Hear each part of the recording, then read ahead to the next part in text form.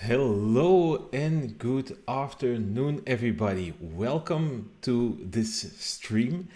Um, I like doing these kind of things. I like the informal nature of it.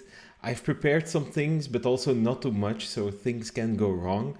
But like the last few times, I'd like to see if everything works, if you can see me right, if you can hear me right. So if you are hearing me, let me know in the chat so I know that everything is all right.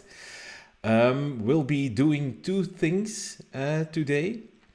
We are going to take a look at a package that I've created recently called Laravel Schedule Monitor, and we'll also be revealing a new project which my team has been working on and what we're very excited about. And I see that a couple of people can hear me fine, so everything's good. Thanks for letting me know that. So, the first thing that we are going to do is to take a look at a new package that I've created. And let me share my screen with you. And if everything is good, you can see my screen now. And for those that are skimming my bookmarks, you can see we have the reveal here, but that's for a little bit later. So let's talk about this package, the Laravel Schedule Monitor. And if you have any questions about it, just dump them in the chat, and I'll just glance over the chat every few minutes or so, and I'll answer the things that I see there. I see already a question there. New room fake? No, a different angle from the camera. I've always been in this room. My girlfriend calls it the man cave, and yeah, it's exactly what it is. So yeah, here's where I do all my programming work. Normally there's a little bit more light. I shut the door there because there's some construction going on behind me, and it makes too much noise. Okay, but let's go to the package. So I think everybody that created a Laravel application and moved it to production has already created a scheduled task in Laravel. And since Laravel 5, Laravel comes with an excellent scheduler where you can just schedule your tasks. But if you want to see which tasks have run at which moment and when they did fail, you can't really see that in Laravel. And I wanted to solve this locally so that you can see this in a local environment, how your scheduled tasks are doing. So that is what the package basically does. It provides you with the schedule monitor list command, and it can tell you when these tasks have run. So we're going to do two things for this package. I'm going to demo it to you, so how you can use it, and then we're going to source dive it so you know how this package works under the hood. So let me go to maybe the terminal and let's just install it from scratch. So we're not doing anything. So new Laravel Schedule Monitor app or something like that. Oh, it's Laravel new, of course. Oh, Laravel new, like that. Let's craft an application. So we're starting from scratch. And there we go. We should go into it. So how did I call it? Schedule Monitor app. Schedule Monitor app. There we go. Let's install it. So what you need to do is to require it, of course. Let's just copy and paste it. See if the instructions are correct, and hopefully composer isn't down or anything like that. Meanwhile, I'll just check the chat for the questions. Andre says, I think I know what would be the new Spatie project. We've dropped a couple of hints and you could know it. but let's see if you are right in a couple of minutes. Okay, come on, composer. Ba-ba-ba-bum. It's taking a long time, but here we go. There is the package, so it's installed now. What we need to do is we need to publish the migrations, because the package will write records in the database for each task that is executed. So we need to publish the migrations, we need to run the migrations. Unknown database Laravel. I should of course create a database for this. Let me open up this project in PHP Storm. Let's go to the environment file. Let's just pick a database name, scheduler demo or something like that. I'm not sure if I can use that character. So I'm going to do this. I'm going to create that database, scheduler demo. And now I can, if everything is good, migrate it, and I can see that the tables are being created. So I should publish a config file. Let's go over the config file, schedule monitor. So the package writes records in the database for each task that is executed. That table can become very long, so the package comes with a cleanup procedure built in. And here you can specify how many days of history that you want to have. Let's maybe go over the various other options. We have a date format that you can pick for the dates that are being displayed in the output of several of the commands. We also have ODIR integration here. I'm going to go over that later. Let's see if there's anything else that I need to install. Clean the tasks. Yeah, I think this is ready. Now we can use the package. So installing it isn't very hard. Let's first take a look at what we can see in the console here. So we have no scheduled commands here. Let's change that and let's have one scheduled command here, that inspire hourly thing. So how you can see the monitored commands is with the schedule monitor list command. And here, let me make it a little bit bigger. There are currently no tasks being monitored. And it says to us that we will start monitoring tasks. If the sync command is run, then we will monitor this one. So let's try that. So we are going to run that sync command. And now there's one task that is being monitored. Let's run list again. And here you can see that we expect that inspire command to run each hour. It didn't start yet because it isn't this time now. That is basically how you add a single task. But let's make it more interesting and add a bunch more. So we also could have, maybe I'm going to create my own command first. So make command my command, maybe this time. So just a command. Returning 0 is fine for now. So let's add it here. Schedule command my command. Did I already input that name here? I don't think so. Command name. I'm going to call it my command. I'm going to do this one every minute, like that. And now I have an extra command here.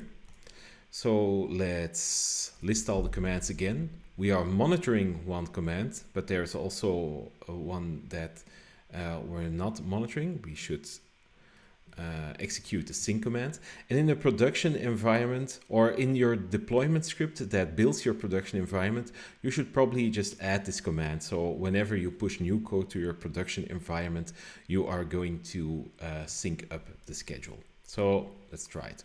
So now we have 2 scheduled tasks. And this one should run every minute and it didn't start yet. So let's maybe let that command fail. So I'm going to add an exception here, throw new exception. I am failing. And let's maybe run the schedule. Schedule run.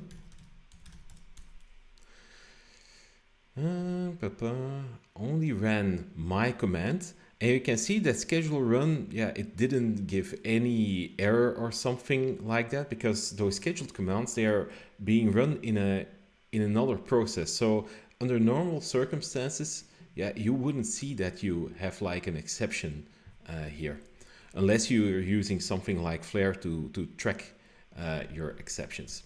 Now let's take a look at the schedule monitor list command here. And here we can see that this command, it did start, but it didn't finish. Because, yeah, it failed. And now you can see, yeah, that there's a problem running this command.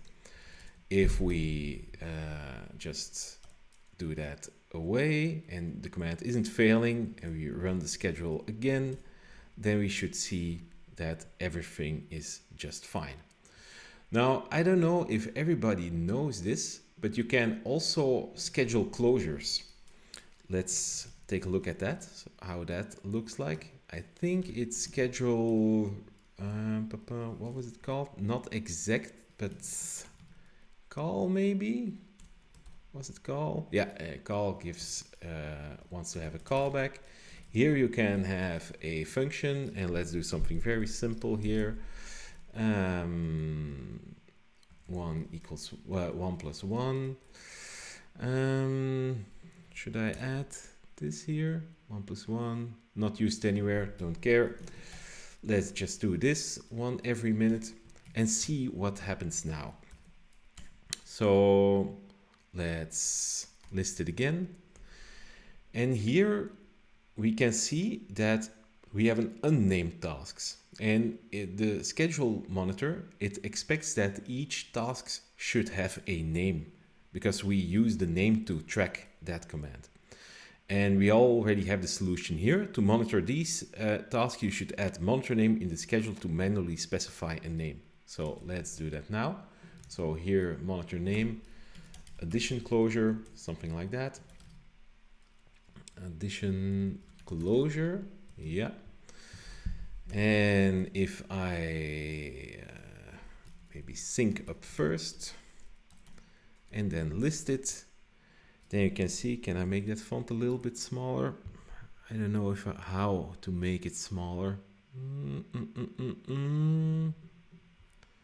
Maybe there's like a font thing here, resize. Nah. Then you'll have to live with this this output for a bit. So now you can see that we have like our addition closure here that we're monitoring that should run every minute, and this is a type of closure. Now another type of thing that you can schedule in Laravel is a job. So let's make a job, my job.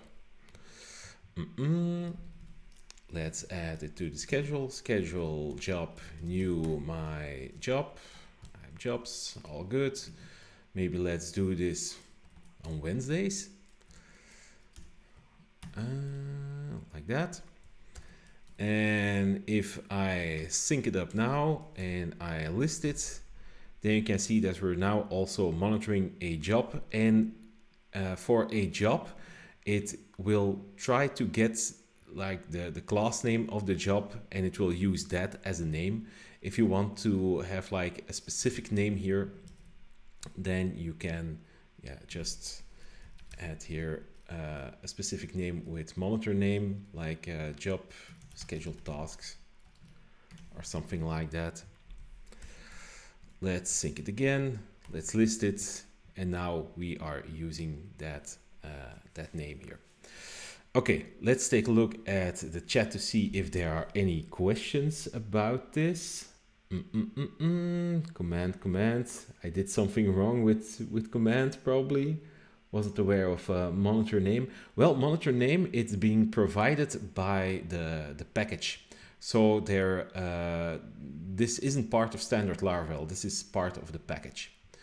Now, if there is something you don't monitor, there's also an extra thing that we include in the package with that too.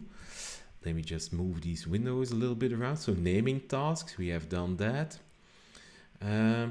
Ignoring scheduled tasks. So we also have a do not monitor task. So if you have a task that you don't wish to monitor, then you can just stack on that.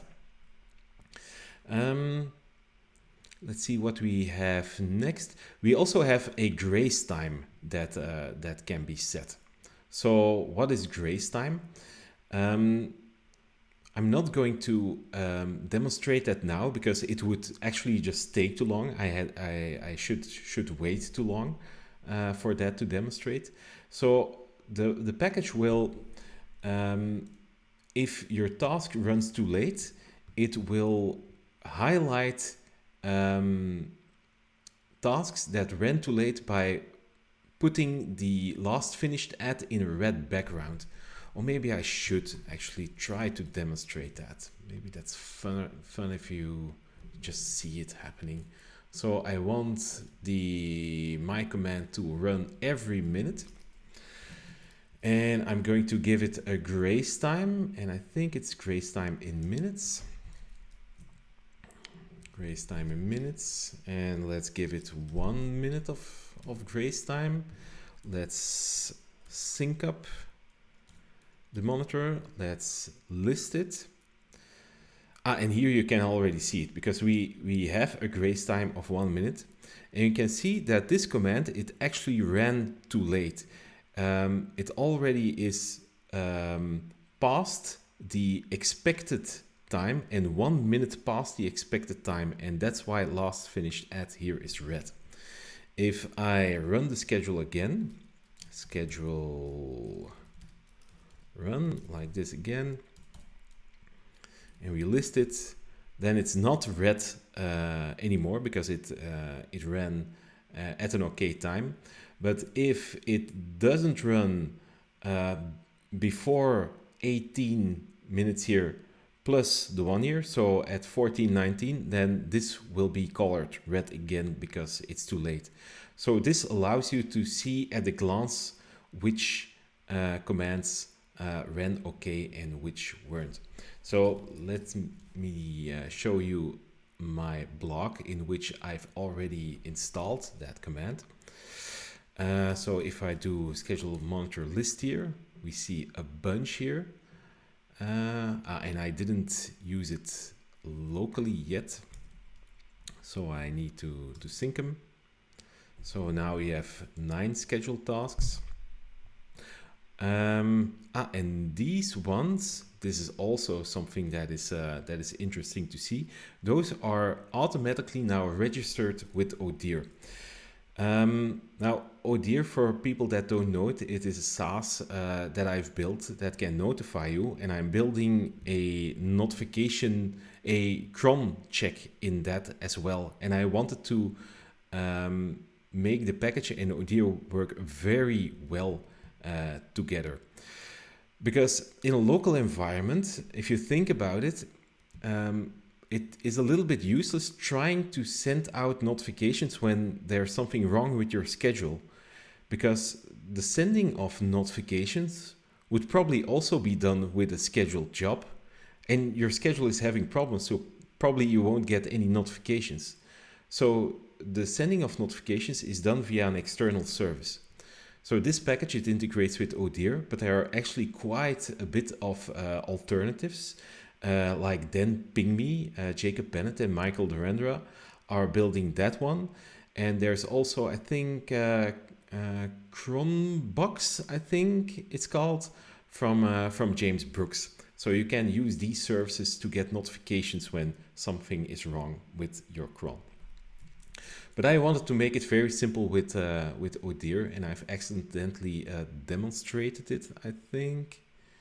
Yeah, here are like these the things that I've just done.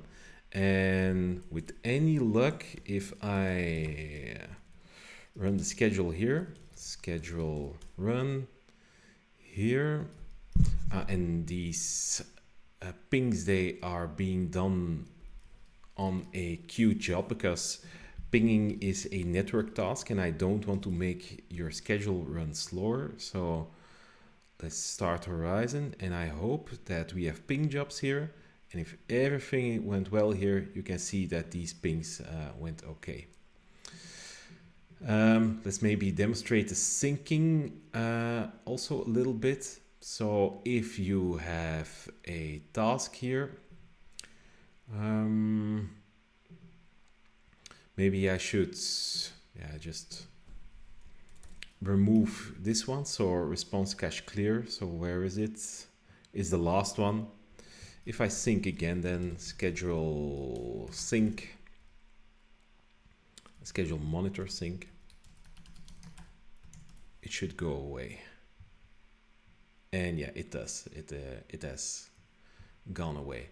And that is basically how this package works, how you can use it. So locally, you can use it to see easily if the schedule did run on time, if everything ran as expected. And the package can also sync with Odir if you want to have notifications for that. But I think that already just locally, this is already a very, very handy package. Okay. Let's maybe take a look inside the code of the package so that you know how it actually works. So let's remove this and let's bring this up to the main window. And this is the code of the package. Let me close some things so we have like a nice environment to work in. And yeah, you can see that it isn't a lot of code. Where are we going to start this exploration of the package? Maybe let's go to the commands, and maybe let's take a look at that sync command, because that's where it all starts, right? So the sync command is responsible for taking a look at the Laravel schedule and creating a row in the monitored scheduled tasks table for each task that it finds. So let's take a look at what happens when we run that command. So this command, it does two things. It will schedule the scheduled task with the database, and it will sync the monitor scheduled task with Odir. We're going to take a look at this function first. So schedule tasks with the database. What are we going to do in here? First, we are going to get the scheduled tasks for the schedule. And I see here that I have like a parameter here that isn't used anymore. So I think I can remove that. Let's see if the test run. Okay, yep. Okay, just did a fix here live on the stream. Create for schedule. Let's take a look at this one.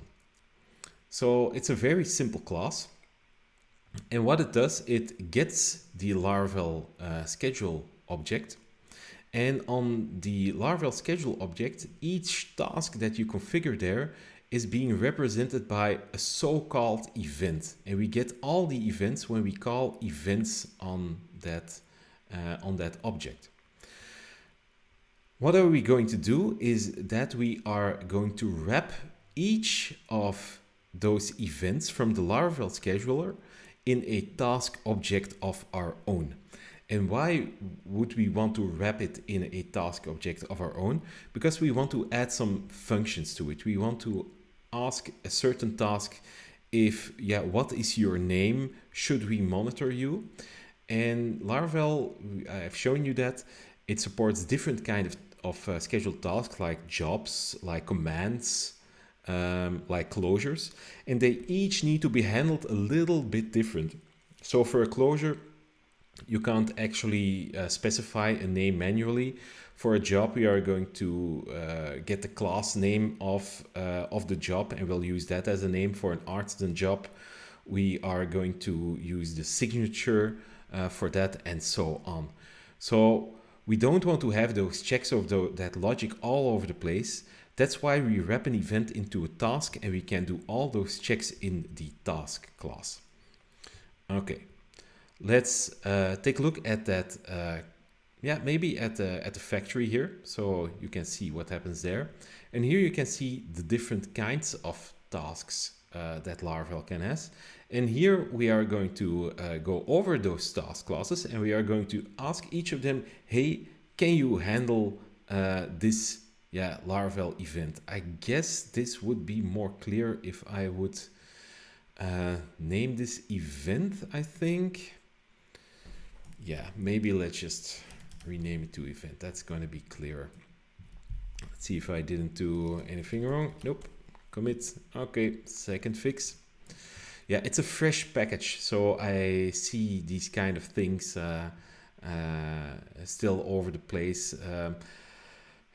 I think naming things is something that is hard to do, and I've actually considered using task here because it is actually a task in the mind of a reader, but Laravel calls it event, and now I think event may be a little bit better. In any way, we are going to ask each of these task classes if you can handle that certain event, and let's take a look at one of these. And you can see here that that the closure event says I can handle it when the event is a certain subtype of event, a call, or not a certain subtype event. It's not a callback event. And the summary for display, this is something by Laravel itself, should return closure. Then we say, hey, we are a closure. And by default, we don't see the name. For command task, it's a little bit different. Here we say, hey, your type is command. And let's see, here we have artisan string. Here we are going to say that the default name is everything that is after the string artisan.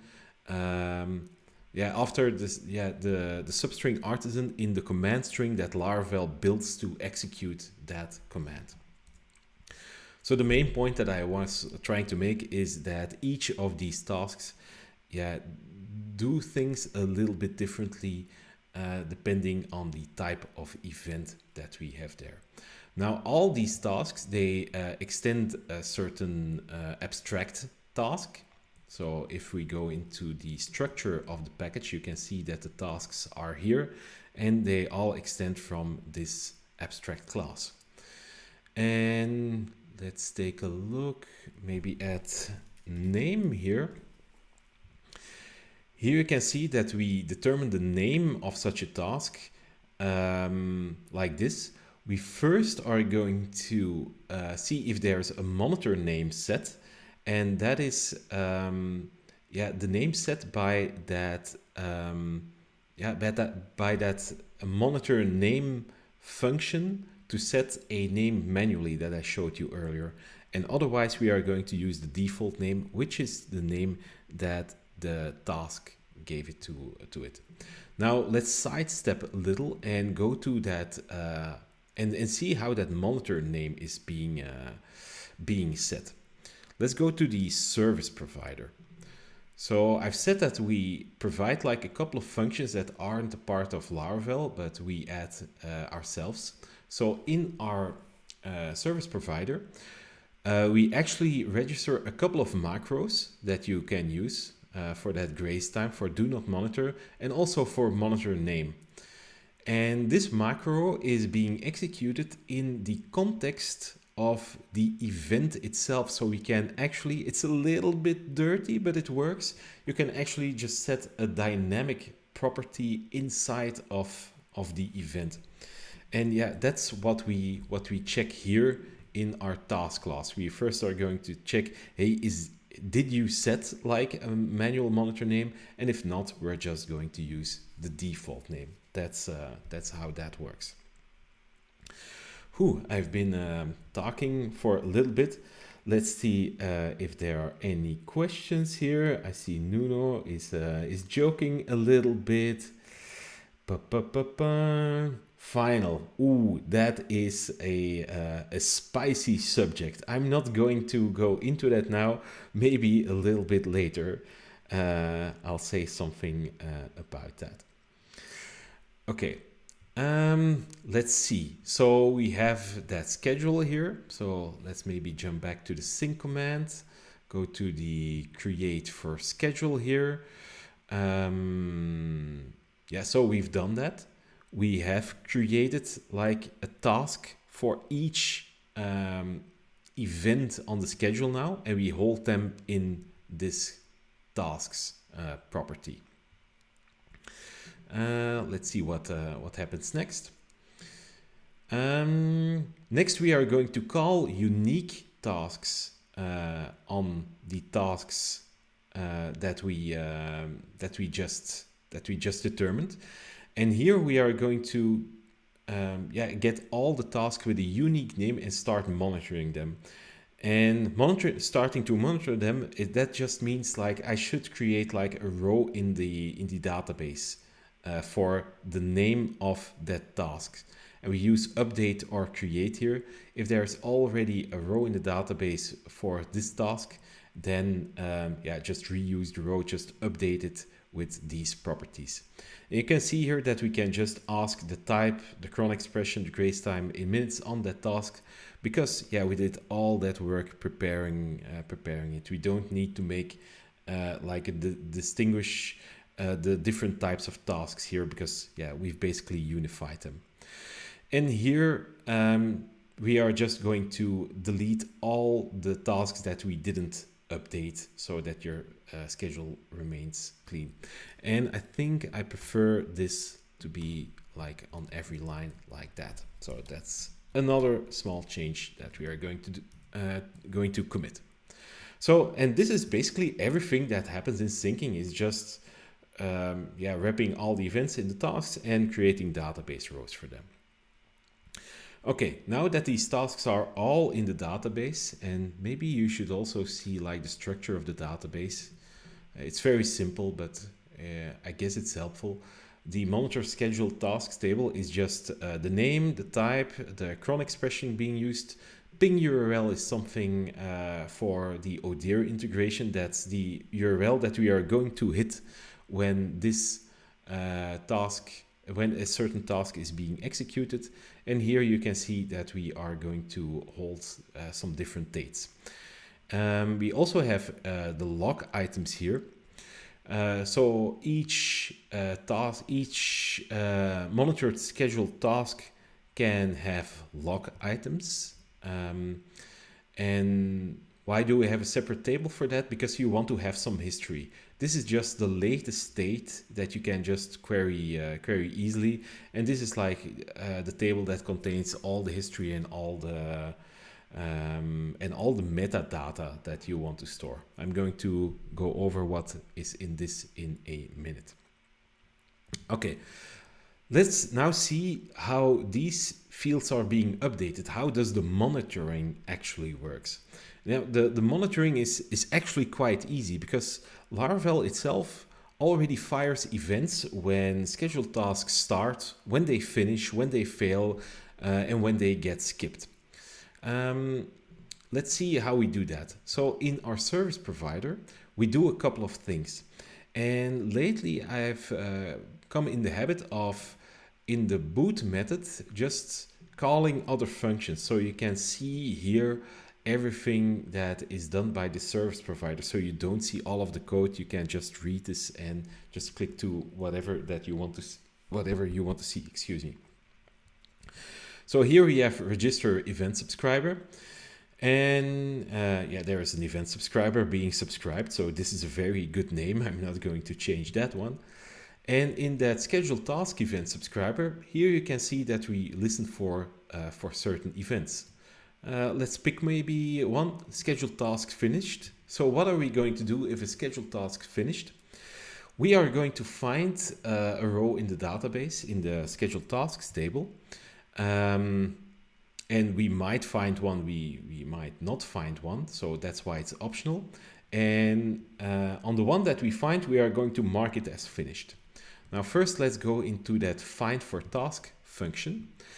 And here you can see, and this is, this I find elegant. Here we use that same schedule tasks factory that I explained to you earlier to, again, convert a single event now to a task, so we can ask the name of that task. So here, create for event, remember that is this piece of code. And here we are just going to use that name to find the model of that name. That's basically how that works. So on that model, we are going to call mark as finished. So let's go over that one. So mark as finished. And here you can see that we already have like an if check here. So if the exit code of this task isn't 0 or isn't set, we are going to conclude that, hey, this task didn't finish, but it failed. Laravel actually sends a task finished event due to the nature how the scheduled tasks are executed. These scheduled tasks, they are executed in a different environment, in a different Symfony process. And for Laravel, and Laravel regards like a process that is finished means that the task is finished, but inside of it, that task could fail. And that's what we handle here. If the task actually failed, we are going to mark it as failed. But let's assume that it didn't fail. Then we're just going to continue.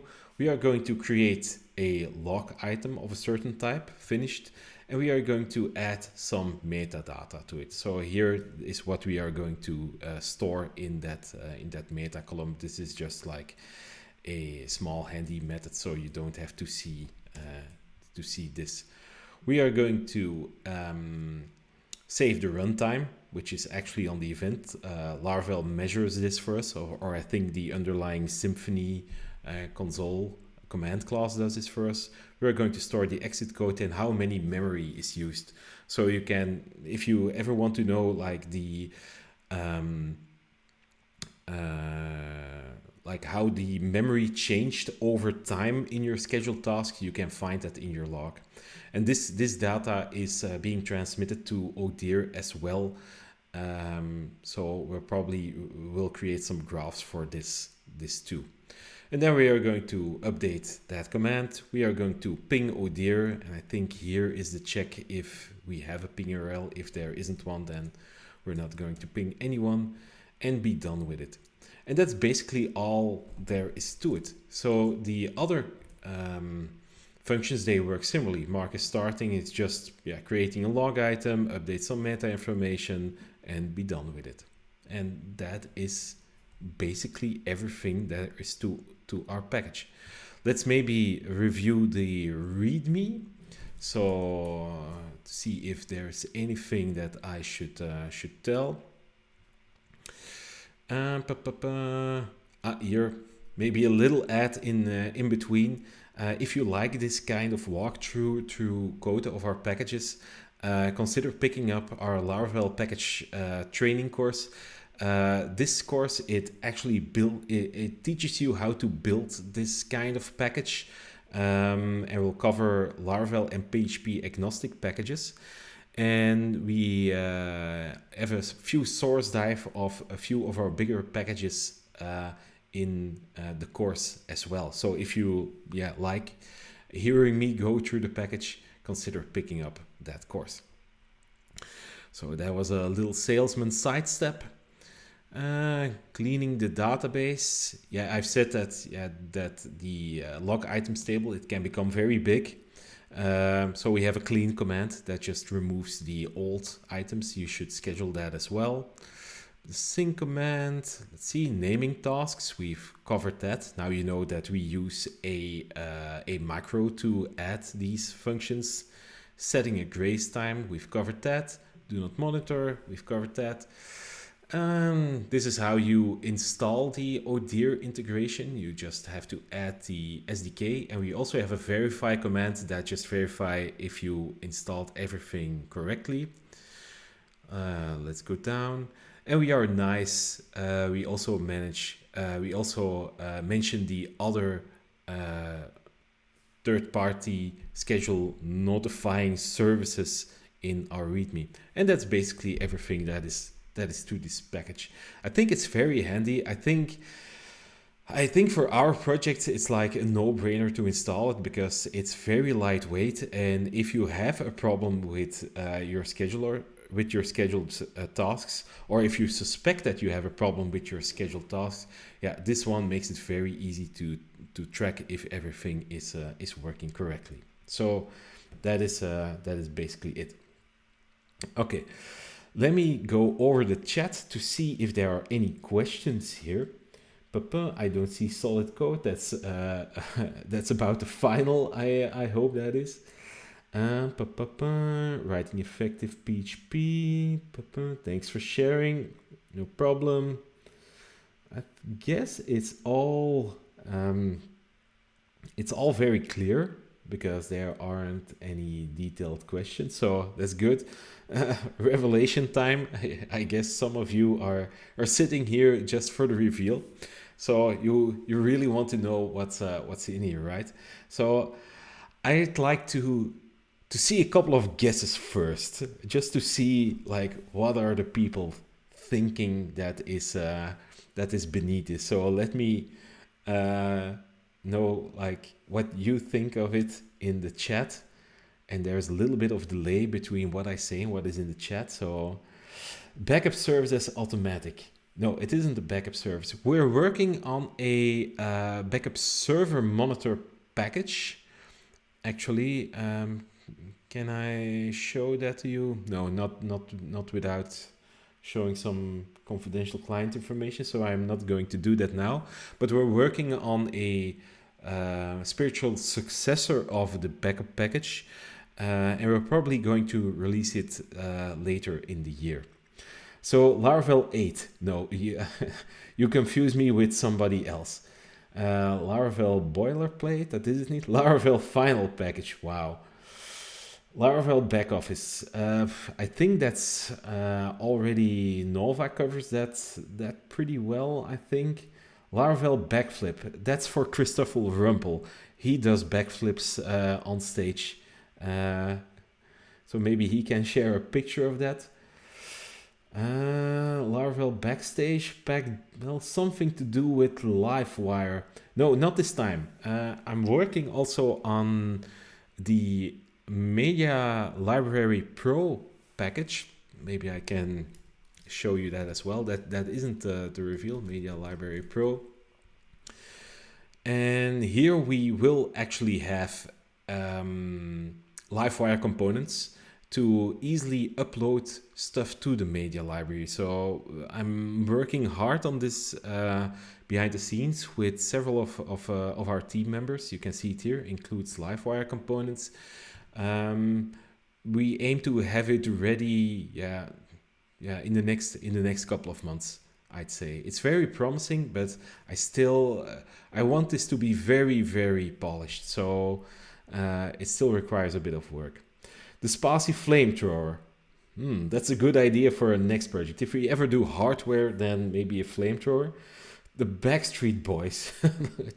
Jesus, I think it's time that I revealed, because it feels like some of these suggestions are becoming a little bit desperate. So Laravel Blackbird singing in the dead of night. I love the Beatles. That I can share. The postcard arranger. Yeah.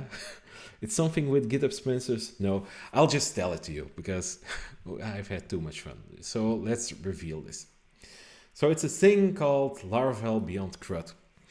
Now, if you have following our package output over these past several years, then you've seen that our package output has become a little bit different. In the beginning, we had these kind of CMS smallish kind of packages like Laravel Sluggable, like Laravel Translatable, bigger ones as well like Media Library, they're all built for like CMS kind of projects. And we those packages were for CMS kind of project because our company did that kind of project. We had like smaller clients who just wanted us to create their company website. Now, because of our open source output and because of like the technical expertise that we showed to people, we started to attract other types of clients that wanted to let us work on more technically challenging projects, on very big projects where structuring things is very important. And so our type of packages that we created changed as well. We created like a package for handling DTOs. We created an event sourcing package. We created the Laravel query builder to structure your queries. And if I would try to put all these packages in a group, then I would say that these packages, that they don't add functionality, but they structure your application. They structure the logic of your applications.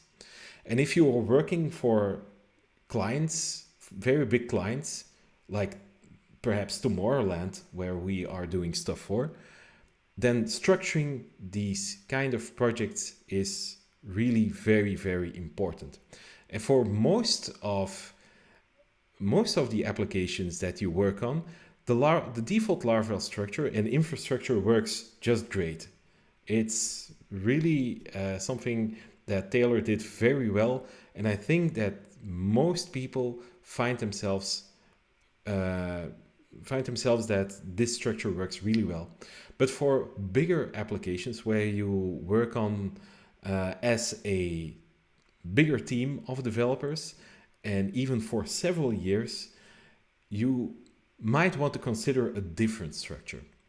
And that is what we are going to share with everybody.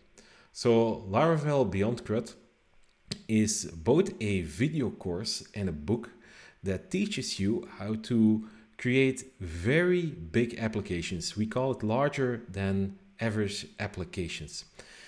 At my company, I have a colleague, Brent, and he actually is in the lead for several of these big projects. And it's actually the whole team that comes up with solutions. But Brent is, I think, the most passionate about thinking about these solutions. So he's writing a book and recording a video course on this.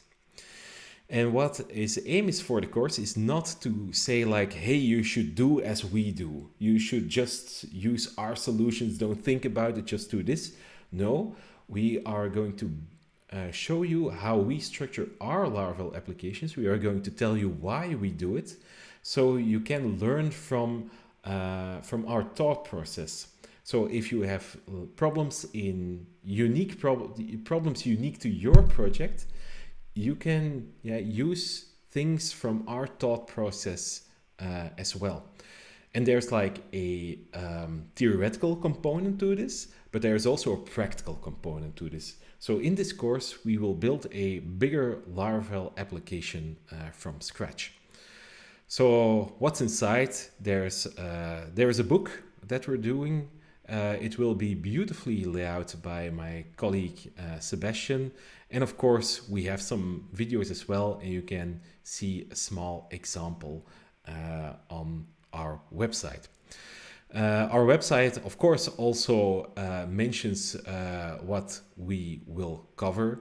So we will cover domain-oriented Laravel. We have a big piece that shows you practical examples. And we stress that this course can be of benefit for everybody. We create very large applications, and we guess that not everybody does this at the scale that we do, but we do think that some parts of our thought process and solutions can be used in smaller applications as well. So I think that everybody can learn something from this. You don't even have to agree with everything that we say, but it helps you to put things into perspective so that you know that things can be done in different ways. And if there's anything that is good, not only in programming, but also in life, is that you should see things from a perspective other than your own. So we are going to launch this course when? We are going to launch it in September. I don't have an exact date yet, but if you want to know as the first one when we launch this course, just subscribe to our email list and we'll send you a mail as soon as we set this live. Now we recorded a intro video in our new studio at Spatie. We built a recording studio especially for this course and also for future courses because we have a few other ideas to record as well. And on our website you can hear Brent explain the contents and the aim of the course yourself. I'm not going to play it here because I'm not certain that my computer audio will pipe through the stream. So the site that you should visit is laravelbeyondcrud.com if you want to know more. And you can also always send me an email or reach out on Twitter to both me or Brent for questions about this course. Okay, let's see what is in here. I see a couple of fire emojis. That is good. Is it open source? This isn't a package, so this is like knowledge. So it isn't open source.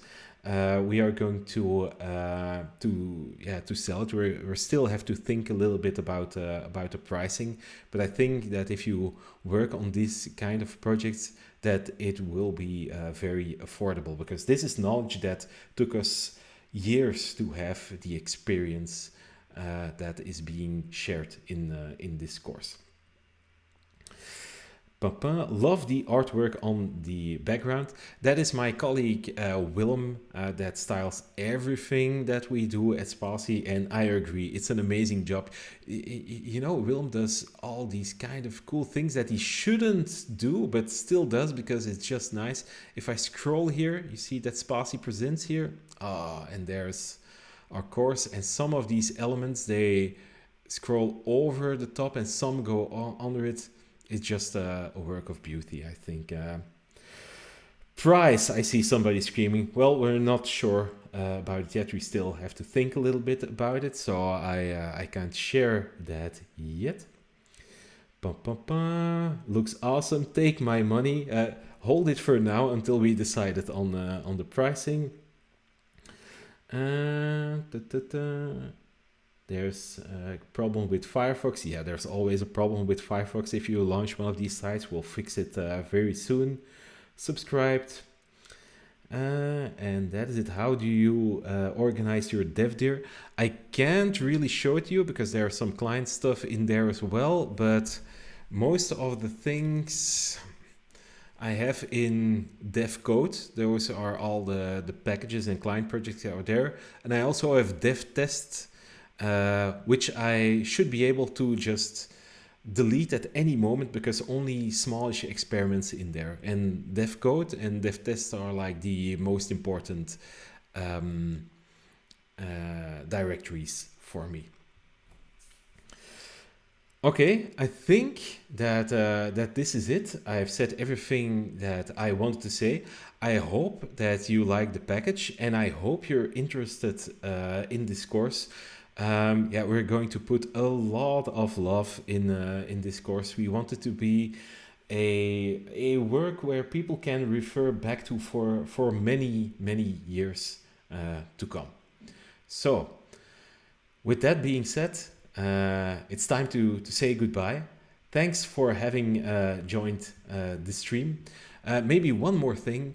I'll maybe see you later at the Laravel worldwide meetup that I'm organizing. I have two excellent speakers. I have Mohamed Said, who probably needs no introduction, and also Josef Silber, who shouldn't really need an introduction. I think many of you don't know him, but he's actually very active on the Laravel repository, and he introduced a lot of functionality in the framework. I've been a fan of him for years. He should really do like a blog or do more conference talks, and I'm very glad to finally have him on the stream. So the stream is next week, also on YouTube. So that is it for me. Bye everybody, and see you next time.